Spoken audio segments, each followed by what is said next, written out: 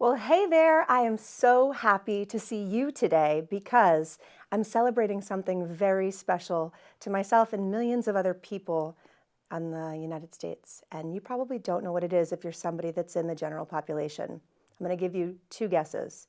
It's either childcare or Limb Loss Awareness Month. That's right. It's Limb Loss Awareness Month, and in the state of New Hampshire, we're so excited because Governor Ayotte has formally signed a proclamation submitted by our organization, Less Leg, More Heart, to formally recognize Limb Loss and Limb Difference Awareness Month in the whole month of April. So now we are a formal awareness month, and in honor of that, I want to share information with you. I'd like to share with you some statistics about limb loss and why it's more prevalent than you may think, what this whole Limb Loss Awareness Month is for, and how you can help make a difference in your community.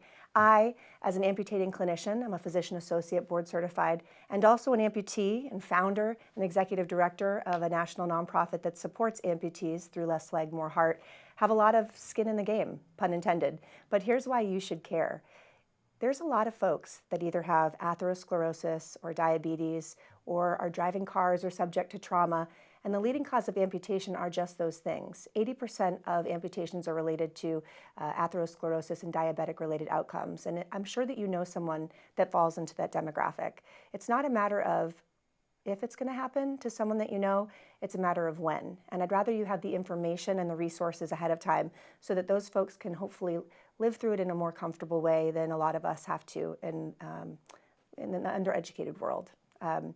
What I want to also share with you is that prior to the Boston Marathon bombing in this area, resources were limited and information about limb loss was pretty scattered. And we've done a really good job in the wake of that hardship to build awareness and build businesses, support supplies, services, goods that are vetted to help folks navigate this journey. So no one needs to navigate it alone. It's just about knowing who to go to, where to turn, and again, why it matters.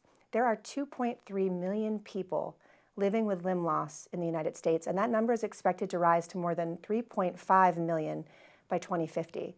That's about 180,000 new cases of amputation occurring every year. That's more than 500 people a day that loses a limb and loses their identity and oftentimes their vitality and suffers with issues with trauma and PTSD and depression and anxiety and really significant pain and establishing a new normal and figuring out this crazy robotic technology and how to take care of it and all the doctor's appointments. And I mean, limb loss is not just a medical event.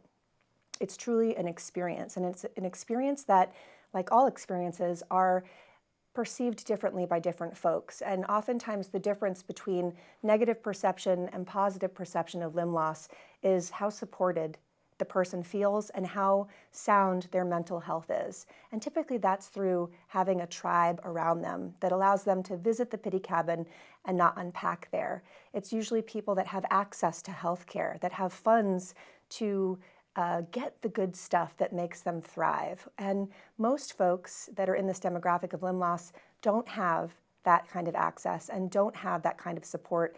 And that's why there are amazing organizations out there filling holes to help people feel supported.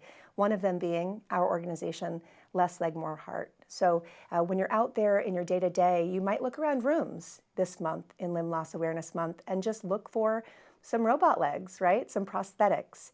And you'd be pretty shocked to find that despite that number being roughly about 1 in 100 in this area, or one in 400 in this area, you're not going to see that represented in your day-to-day. You're not going to see as many amputees as you would expect to see.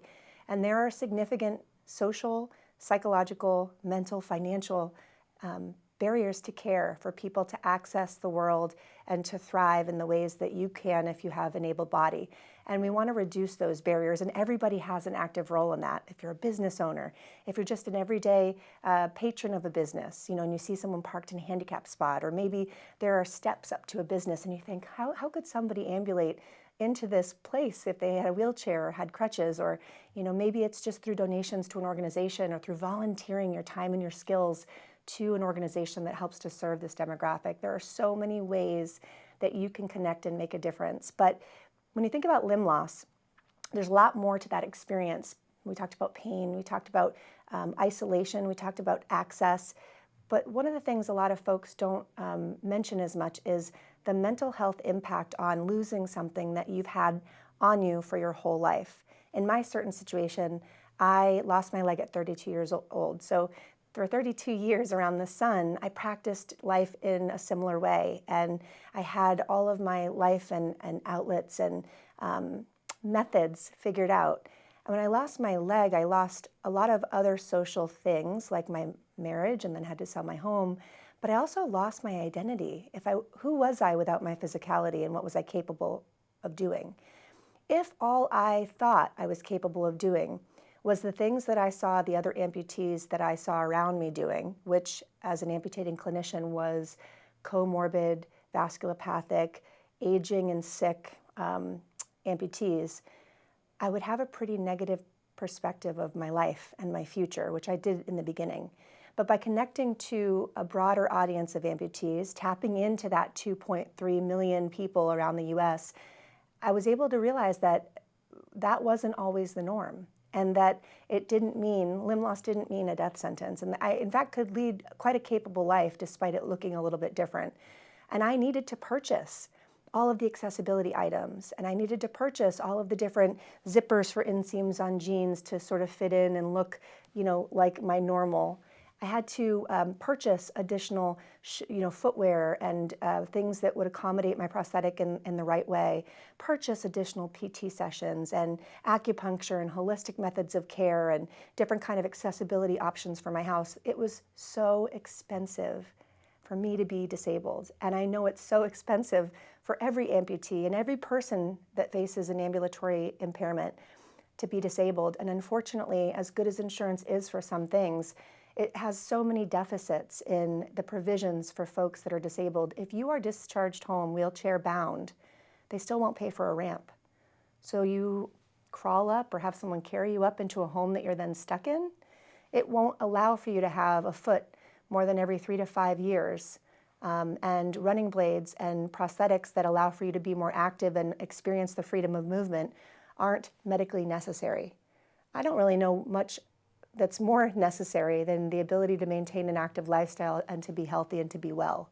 Because the alternative to that is being sick and hospitalized and increasing healthcare spending and decreasing your ability to be a good civilian and a good person, citizen in the area that you live. Probably less of a better family member. And that trauma trickles down through generations. So in order for us to lead our best lives, we have to be supported with one another. We need to be comfortable out of pain, have access to things that allow for us to lead the fullest lives that we can. And through that, we need a lot of financial support. So if you're compelled by this conversation about limb loss, if you're interested in learning more about limb loss and stories of folks that are overcoming the odds against them and really just being true inspirations, or some of the common challenges that go into the daily life struggles of living with limb loss, or some of the political sides and advocacy pieces of limb loss, or the amazing goods that are on the market. I mean, the demographic for folks that can be interested in this topic are everyone. I mean, it's so broad because you're either impending limb loss, you have limb loss, you know somebody that has limb loss, or you're just curious maybe because it could happen to you and it could happen to someone that you love.